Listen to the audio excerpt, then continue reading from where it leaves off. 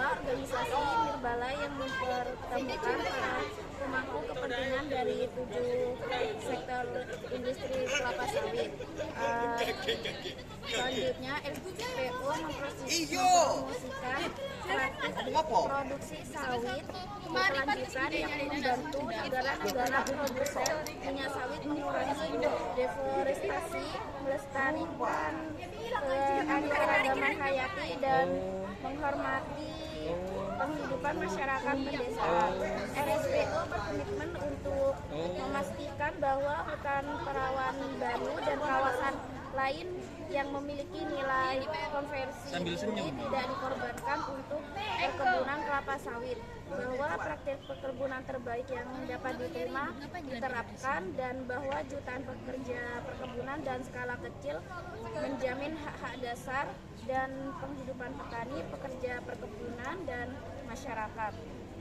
Adapun properti, people, dan planet ini, properti meliputi aspek ekonomi seperti kesejahteraan pekerja, hubungan dengan pemasok, dan kontribusi terhadap pembangunan ekonomi lokal. Untuk people ini berfokus pada aspek sosial termasuk hak asasi manusia, hubungan dengan masyarakat, dan kondisi kerja yang layak.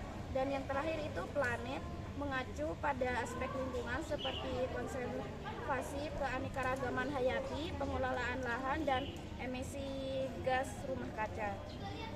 Pada analisis kasus perusahaan kelapa sawit berkelanjutan ini, berdasarkan data yang diberikan, yaitu analisis penerapan RSPU pada pilar planet, ada 3 pilar planet. Yang pertama itu koneksi hak guna usaha, kedua pembukaan lahan, yang keempat menanam dan perawatan, dan terakhir infrastruktur perkebunan. Yang kedua, izin usaha perkebunan terbit tahun 2001. RSPO atau Roundtable on Sustainable Palm Oil mendukung kesejahteraan pekerjaan di perkebunan kelapa sawit melalui beberapa langkah strategis. Yang pertama, perlindungan hak pekerja.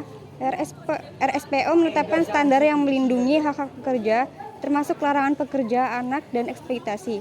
Yang kedua, upah hidup layak. RSPO mengadopsi pedoman untuk menentukan upah hidup layak bagi pekerja, memastikan bahwa mereka menerima kompensasi yang cukup untuk memenuhi kebutuhan dasar. Yang ketiga, kondisi kerja yang aman. RSPO mendorong penerapan prosedur operasi standar atau SOP untuk memastikan keselamatan dan kesehatan kerja, termasuk penggunaan alat pelindung diri atau APDE dan lingkungan kerja yang aman. Lalu yang keempat, ada fasilitas sosial. Beberapa anggota RSPO menyediakan fasilitas seperti penitipan anak untuk mendukung pekerja sehingga mereka dapat bekerja dengan tenang. Yang kelima, pelatih dan edukasi. RSPO juga berfokus pada peningkatan keterampilan dan pengetahuan pekerja melalui program pelatihan yang membantu mereka dalam pengembangan karir. Lalu yang ketiga, perusahaan berdampingan dengan masyarakat adat suku Dayak, Melayu, dan pendatang Bugis yang telah menempati area tersebut sebelum perusahaan datang dan beroperasi. Perusahaan yang beroperasi di area yang dihuni oleh masyarakat adat suku Dayak, Melayu, dan pendatang Bugis menghadapi dinamika sosial yang kompleks. Yang pertama, hubungan sosial. Masyarakat Dayak memiliki ikatan budaya yang kuat dengan tanah mereka. Sementara suku Bugis dikenal sebagai pelaut dan perantau yang membawa tradisi mereka ke daerah baru. Ini menciptakan interaksi yang unik antara budaya lokal dan pendatang. Yang kedua, tantangan keberlanjutan. Perusahaan seringkali berhadapan dengan isu-isu seperti hak atas tanah dan dampak lingkungan dari operasi mereka yang dapat menimbulkan ketegangan dengan masyarakat adat. Yang ketiga, peluang kolaborasi. Ada potensi untuk kolaborasi dalam pengelolaan sumber daya alam yang berkelanjutan dengan melibatkan masyarakat lokal dalam pengambilan keputusan. Yang keempat, perlunya dialog. Komunikasi yang efektif antara perusahaan dan masyarakat sangat penting untuk membangun hubungan yang harmonis dan mengatasi konflik. Yang kelima, pengakuan hak-hak masyarakat adat. Secara ideal, penerapan XPO dapat mendorong pengakuan terhadap hak-hak masyarakat adat atas tanah dan sumber daya alam. Yang keenam, peningkatan kesejahteraan. RSPO dapat membuka peluang bagi masyarakat adat untuk terlibat dalam rantai pasok kelapa sawit, baik sebagai pekerja, pemasok buah segar, atau melalui skema kemitraan. Ketujuh, konservasi lingkungan. Komitmen RSPO terhadap praktik-praktik pertanian berkelanjutan dapat membantu melindungi keanekaragaman hayati dan ekosistem yang penting bagi masyarakat adat. Infrastruktur jalan atau jembatan akses pendidikan dan kesehatan belum layak. Perusahaan bekerja sama dengan pemerintah dalam upaya pemerintahan infrastruktur pendidikan dan kesehatan bagi masyarakat adat. Kerjasama tersebut akan mencapai keuntungan bersama dalam kemajuan perekonomian di daerah tersebut, di mana masyarakat mendapatkan fasilitas yang lebih memadai, meliputi pembangunan infrastruktur, pendidikan ke jenjang lebih tinggi, dan kesehatan bagi masyarakat setempat. Selain itu, perkembangan infrastruktur dapat meningkatkan dan memudahkan kegiatan industri bagi perusahaan kelapa sawit dalam hal produksi, distribusi, dan pemasaran. Upaya penerapan RSPO di perusahaan tersebut berdasarkan pilar people. Yang pertama, keterlibatan masyarakat lokal. Prinsip FPIC memastikan bahwa masyarakat lokal termasuk masyarakat adat dilibatkan dalam setiap tahap pengambilan keputusan terkait penggunaan lahan dan operasi perusahaan ini, termasuk mendapatkan persetujuan mereka sebelum memulai proyek baru. Yang kedua, program pendidikan dan pelatihan. Menyediakan pelatihan bagi petani lokal tentang praktik pertanian berkelanjutan dan teknik budidaya yang sesuai dengan standar RSPO. Ini membantu meningkatkan pengetahuan dan keterampilan masyarakat dalam mengelola kebun mereka. Yang ketiga, peningkatan kesejahteraan sosial. Mengimplementasikan program-program sosial yang bertujuan untuk meningkatkan kesejahteraan masyarakat sekitar, seperti pembangunan infrastruktur, pendidikan, dan kesehatan. Misalnya, mendukung pembangunan sekolah atau pusat kesehatan di desa sekitar. Konsensi. Yang keempat, pemberdayaan ekonomi. Mendorong kemitraan dengan petani lokal untuk meningkatkan pendapatan mereka melalui skema bagi hasil atau kontrak pemasaran yang adil. Hal ini dapat menciptakan peluang ekonomi bagi masyarakat sekitar. Yang kelima, perlindungan hak pekerja. Memastikan bahwa semua pekerja di perusahaan tersebut bekerja dari masyarakat lokal mendapatkan perlindungan hak mereka, termasuk upah yang adil, kondisi kerja yang aman, dan kebebasan berserikat. Yang keenam, program bantuan sosial. Mengembangkan program-program bantuan sosial untuk mendukung masyarakat yang kurang mampu, termasuk distribusi makanan atau bantuan kesehatan, terutama dalam situasi darurat seperti pandemi. Yang ketujuh, monitoring dan evaluasi berkelanjutan.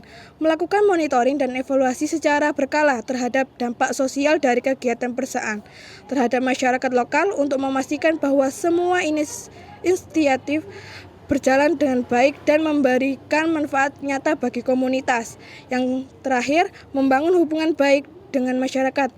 Mengadakan forum atau area konsesi perusahaan meliputi 10 desa yang masih memegang teguh budaya lokal. Terdapat kurang lebih 100 orang angkatan kerja dengan tingkat pendidikan masyarakat rata-rata lulusan SLTP dan SLTA. 12 orang diantaranya lulusan strata 1. Yang pertama ada analisis dampak konsesi perusahaan kelapa sawit terhadap masyarakat lokal. Yang kedua ada luas area dan jumlah desa, yaitu konsesi perusahaan mencakup 10 desa mengindikasi potensi dampak yang luas terhadap masyarakat setempat. Dan yang ketiga ada budaya lokal, yaitu adanya budaya lokal yang kuat menunjukkan adanya potensi benturan atau adaptasi antara praktik perusahaan dengan nilai-nilai masyarakat. Kemudian ada angkatan kerja, yaitu mayoritas angkatan kerja memiliki pendidikan menengah sementara segelintir memiliki pendidikan tinggi. Hal ini mengindikasikan adanya potensi kesenjangan dalam pemahaman dan partisipasi dalam pengelolaan perkebunan. Kemudian ada pilar planet RSPO, adanya 12 orang lulusan S1 yang memahami pilar planet RSPO menunjukkan adanya upaya perusahaan untuk menerapkan praktik berkelanjutan. Namun perlu dikaji lebih lanjut sejauh mana pemahaman ini diterapkan dalam operasional sehari-hari.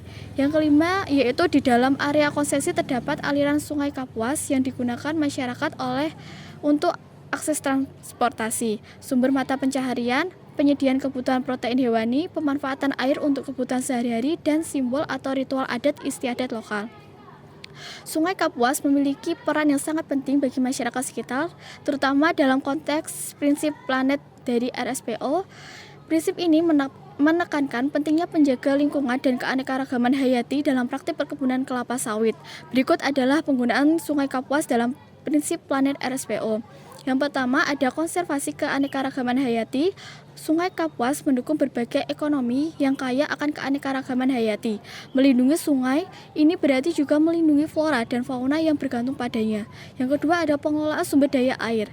Penggunaan air sungai untuk kebutuhan sehari-hari dan irigasi harus dilakukan dengan bijak untuk memastikan keberlanjutan sumber daya air. Yang ketiga ada pengurangan dampak lingkungan. Praktik perkebunan kelapa sawit harus meminimalkan dampak negatif terhadap sungai seperti pencemaran air dan erosi tanah. Yang keempat ada keterlibatan masyarakat lokal. Masyarakat yang tergantung pada Sungai Kapuas harus dilibatkan dalam pengelolaan dan konservasi sungai untuk memastikan bahwa kebutuhan mereka terpenuhi tanpa merusak lingkungan. Yang keenam ada infrastruktur jalan atau jembatan, akses pendidikan dan kesehatan belum layak. Implementasi Roundtable of Sustainable Palm Oil atau RSPO di perusahaan kelapa sawit tidak terkait langsung dengan infrastruktur jalan atau jembatan.